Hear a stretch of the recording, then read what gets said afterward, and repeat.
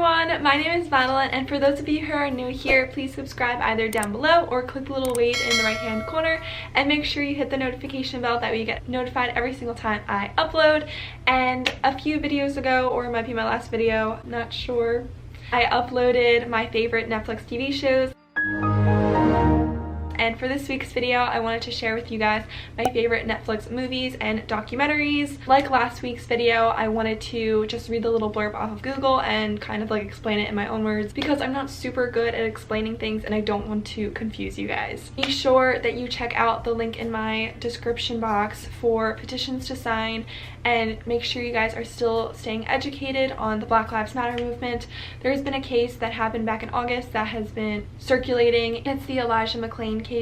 He was a 23-year-old black man that was murdered for simply walking down the sidewalk. He was wearing a ski mask to keep himself warm because he has a condition that he is cold. It was honestly really tragic to hear about, because he was injected with tranquilizer. He wasn't doing anything wrong. He was just walking down the street and dancing. I'm pretty sure that's not illegal, which is extremely ridiculous. Make sure you guys look up his case. It's so sad, and he seemed like such a nice and beautiful person, and he deserves justice. The police that were in that case have not been tried at all, and they have not been arrested or punished for what they did to this young man, and it's extremely sad. So make sure you guys are staying educated, using the resources in the description box down below, and please keep spreading the word, and please keep spreading positivity. Now let's get into the video for my first movie on Netflix. I'm gonna start off with the movies. It's this movie called Life After Beth,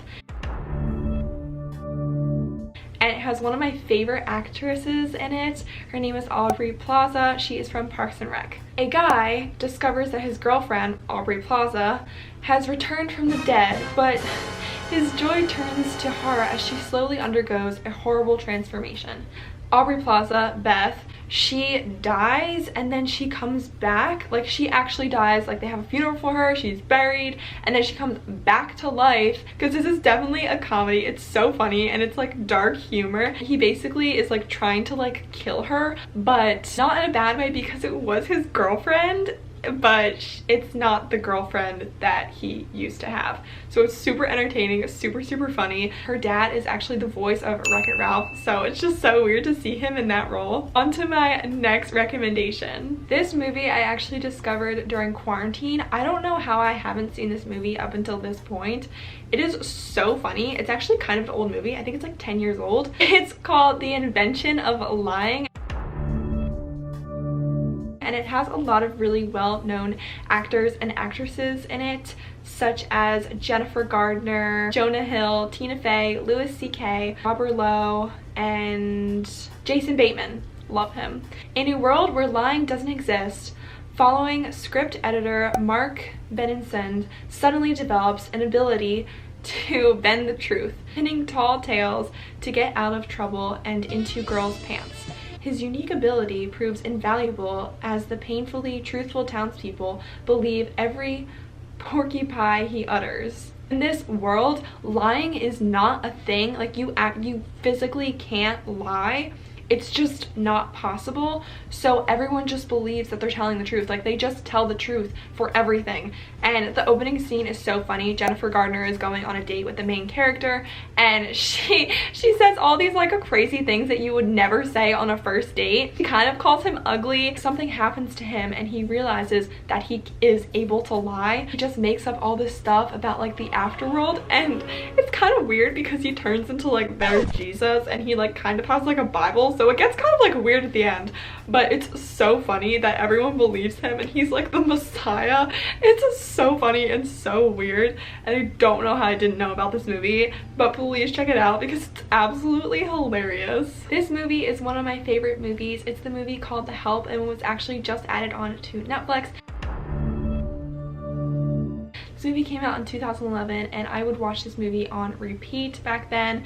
In 1960s Mississippi, Southern society girl Skeeter Emma Stone returns from college with dreams of becoming a writer. She turns her small town on its ear by choosing to interview the black women who have spent their lives taking care of predominantly white families.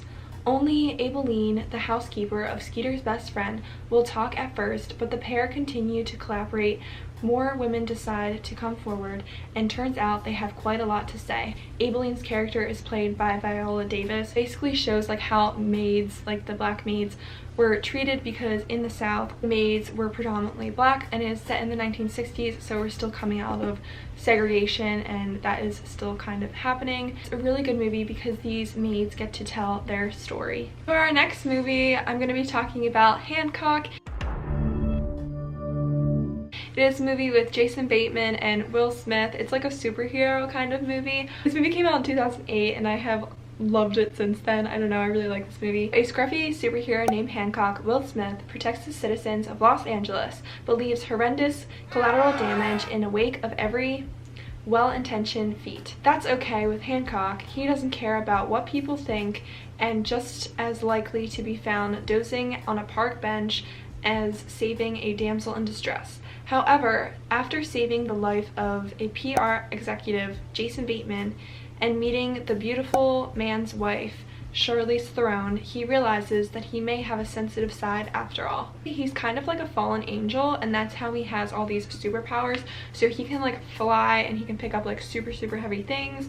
So he's like that kind of superhero, but he also doesn't give a shit about what anyone thinks or what kind of damage he leaves. Jason Bateman just tries to make him the superhero that everyone wants and loves. Go watch it, even though it's old. But that's fine. This next movie is also a favorite of mine. It's actually my brother's favorite movie too, and it's with Jim Carrey. I love Jim Carrey so much. He has so many really good movies that are kind of from like early 2000s or like 90s, like The Mask, Bruce Almighty, like those kind of movies. Actually called Ace Ventura Pet Detective. There's 2 of these movies. When a dolphin mascot of Miami NFL team is abducted, Ace Ventura, Jim Carrey, a zany private investigator who specifies finding missing animals, looking into cases. Soon Miami Dolphins player are kidnapped too, including star player Dan Mario, making Ace's sleuth work even more pressing. Working with Dolphins representative Melissa Robinson, aka Courtney Cox, Ace closes in the culprits, but not before many ridiculous misadventures. He is such a goofball in this movie, and he is just absolutely like absurd and ridiculous. It's super funny and definitely worth watching. So I wanted to quick mention other really good movies that are on Netflix. There's Burlesque, Wine Country, The Disastered Artist, Ladybird, Soul Surfer, and Clueless. Check those movies out if you guys get a chance. They're really good and definitely worth watching. Now we're gonna move on into the documentary category. These are just documentaries I prefer because this is just what I'm interested in. Honestly, if you're not interested in them, just watch another documentary. Let's start with our number 1. It is the documentary called I Am a Killer. It's featuring never before seen footage with unprecedented access to prisons across the United States. This crime documentary series gives insights into the stories of prisoners who are awaiting their fate on death row. Each episode profiles a different prisoner convicted of capital murder and sentenced to death. Recounting the events that led up to their crime, the killers reveals their motivations and how they view their actions. Viewers' attitudes are challenged by different viewpoints, and the prisoners' stories about how split-second decisions change the course of their lives. They show like what they were thinking during the moments that the crime took place and how they feel now that they're on death row. So death row is actually only in a few states. It's not all across the nation. Some of these prisoners actually got onto death row while they were in prison, so they weren't convicted of death row previously. So it's super crazy to see how some of these prisoners actually wanted to be on death row, because you're kind of treated better on death row since it is your last years on earth. The next documentary I watched a few years ago is okay, that was my Alexa. It's called Feminists, What Were They Thinking?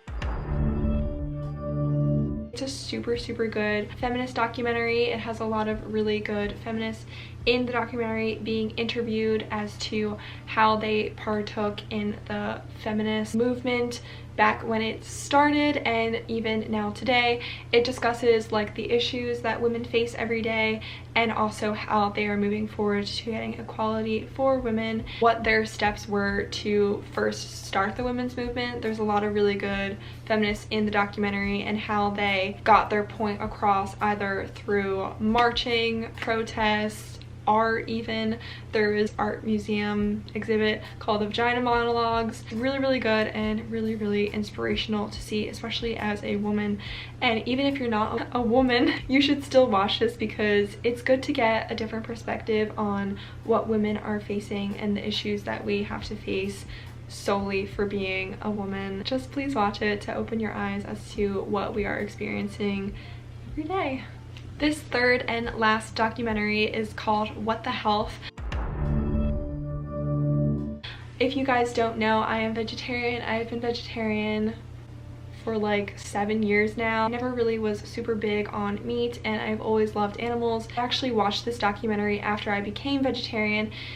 This documentary basically exposes the meat industry and the dairy industry. Obviously, being vegetarian, you don't eat meat, you still eat dairy, so I'm still trying to get off of that.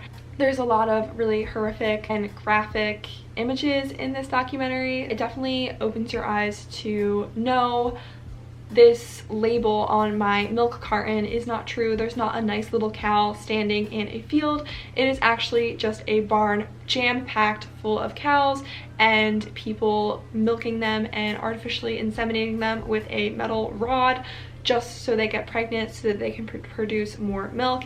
It's really fucked up when you look at this documentary and when you really think about it.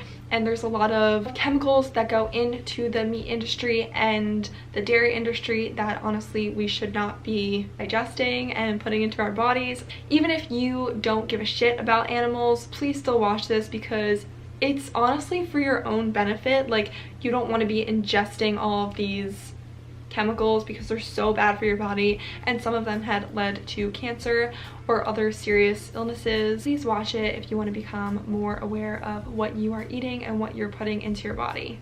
I really hope you guys enjoyed this video. Sorry it ended on a more serious note, but that's just the truth of things. The world isn't all fluffy rainbows and unicorns as we would love to believe it is. If you're not subscribed, please subscribe down below by clicking the button, and make sure you guys click the notification bell that we get notified every single time I upload. If you have not yet seen my TV show favorites from Netflix, please go check that out. That'll be in the link description. And I really hope you guys enjoy these movies and documentaries that I have recommended for you guys. And I'll see you guys in my next video. Bye! Keep signing petitions.